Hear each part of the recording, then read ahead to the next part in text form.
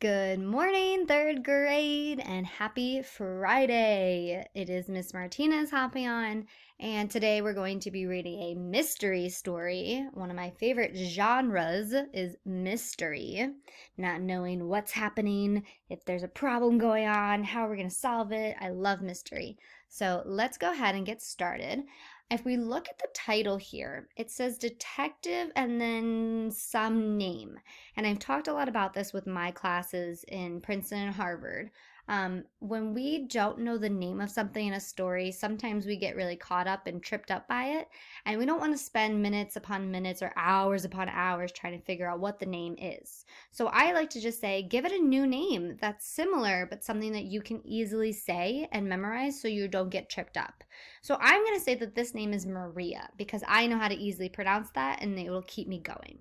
So the story is going to be called Detective Maria, okay? I want you to think about what you know about detectives. Does anybody know what a detective is?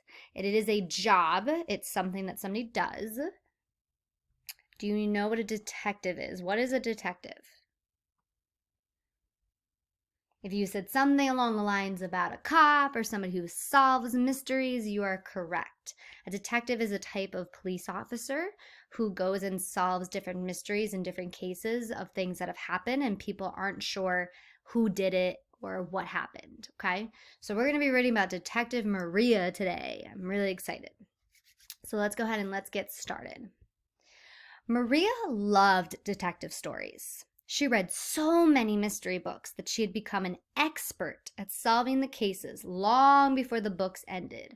So what does the word expert mean? What does the word expert mean? If you're an expert at something, what does that mean? That means that you are so good at it. So if we look here at the definition, an expert is somebody who you can eat, they know everything, they have all the knowledge of it. So I can say, I am an expert at eating chocolate. Just kidding, just kidding. But if you know a lot about coral fish, then you might say you're an expert at it because you know a lot about it. So apparently Maria is an expert at solving cases. So let's see if she can solve a case that I think is going to happen. After school one day, Maria turned on the TV and saw an old black and white movie playing.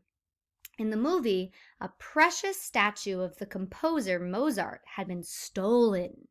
It was worth millions of dollars and someone had to find it. All right, pause. So, yes, it might be hard to believe, but back in the day, movies were in black and white. There were no color. And my class read something about Mozart. He was somebody who was a composer, and that is somebody who writes music. So he was a musical person, and he was very, very famous. So his painting had been stolen. So let's see what Maria thought about that. Let's keep reading. Maria was staring at the screen when suddenly she saw herself. She was on TV starring in this movie. Maria was in black and white and was dressed up in a fancy suit and a big hat. She was asking questions. So now, is Maria really in the TV? No, right? This is fiction, clearly. I'm going to zoom in on this picture here so we can get a nice good look at it. So this must be Maria, right? And she's thinking to herself, oh, I'm in the movie. So there she is as her detective, and she's looking at it, she's in black and white, and she's thinking about everything. All right? I'm going to zoom back out here. All right, let's keep reading. Where is the Mozart statue? Maria asked the curator of the composer's museum. I don't know what this word means. Composer. And I don't know what curator means, but it's in bold. And I know that if the word's in bold, it must be really important. She asked the curator. I'm going to keep in mind that word later on. I don't know, he said. The security guard, Chuck, was here and did not see anything. Maria decided to question the security guard. What happened to the Mozart statue? I don't know. he cried, shifting his eyes from to the left and to the right. Why doesn't he want to look me in the eye?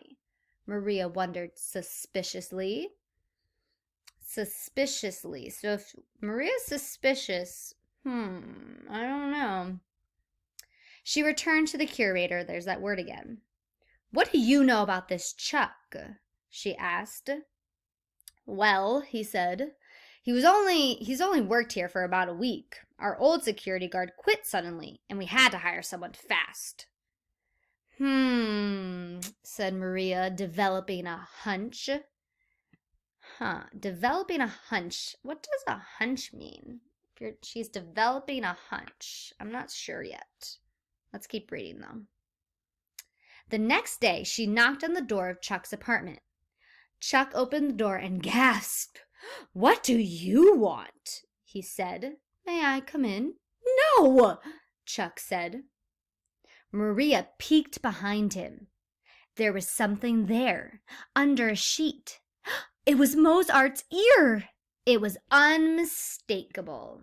This is another word that's in bold, so that must also be important. So I might have to come back to that later too. Aha! Said Maria at once. So it was you who stole the Mozart statue.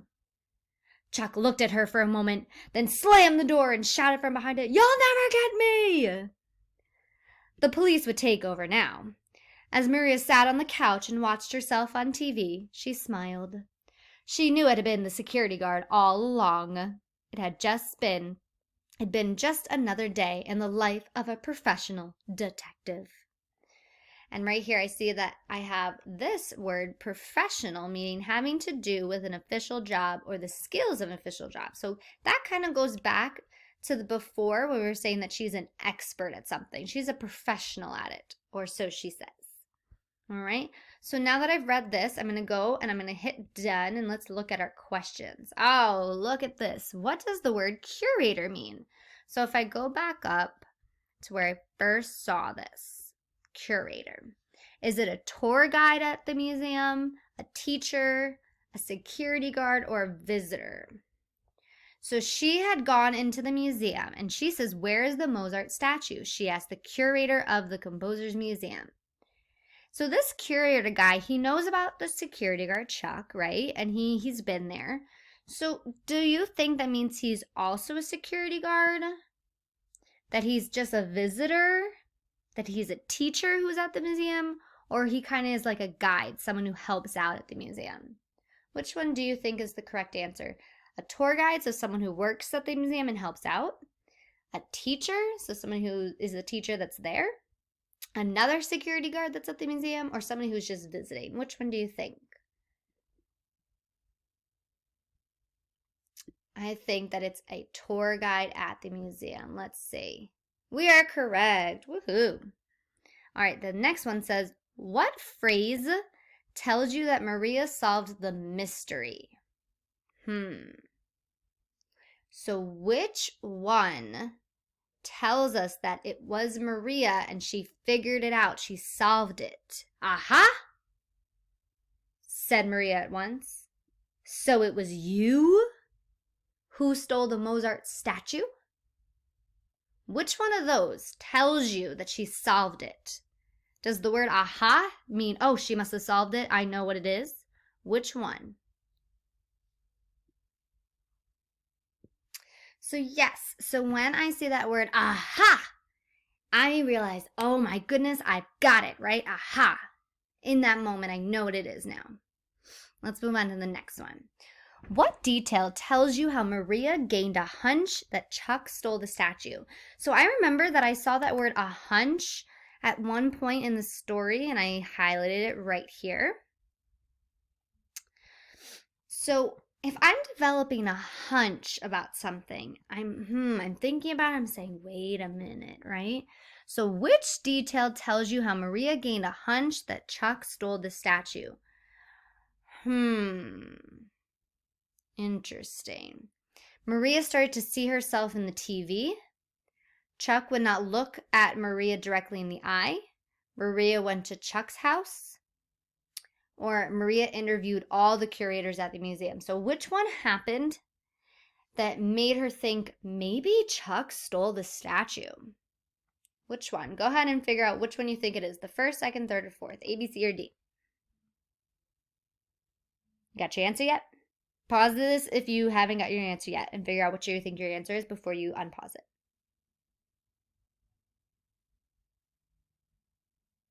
All right, well, if I look at the first one, Maria started to see herself in the TV. That doesn't have anything to do with her and Chuck, right? That was at the very beginning of the story, so that doesn't really go with what we're talking about here. This last one, she interviewed all the curators. I'm pretty sure she only interviewed one, right? There was only one curator she talked to. She didn't go to everybody else's. Now, I'm stuck between these two. Maria went to Chuck's house, and Chuck would not look at Maria directly in the eye. Both are true. Both happened. But which one made Maria start to first think that Chuck could have stolen the statue? Did Maria go to Chuck's house, and when she went to Chuck's house, that's when she said, maybe he did it? Or was it when he wouldn't look her in the eye? If I go back up here, the first thing that happens is, Maria wondered suspiciously, why doesn't he want to look me in the eye? So then she's starting to think, wait a minute, something's not right here, right? So that's the moment when she starts to think, maybe he did this. All right, last one, ladies. What does the last paragraph of the story tell you about Maria? So let's go to the last paragraph here. We're going to go all the way down to the last paragraph, and we're going to reread it so we can remind ourselves what it talked about. It says, the police would take over now. As Maria sat on the couch and watched herself on TV, she smiled. She knew it had been the security guard all along. It had just been another day in the life of a professional detective. What does that tell you about Maria? Does it tell you that she wants to be a detective when she grows up? That she wants to work in a museum? That she pays attention to details? Or that she will now listen to Mozart's music? Go ahead and pause this and think about it. Think about, what does this paragraph specifically talk about that would make you think that this is what you know about Maria? Okay, if you unpause the video, that means you have an answer. Let's go through these.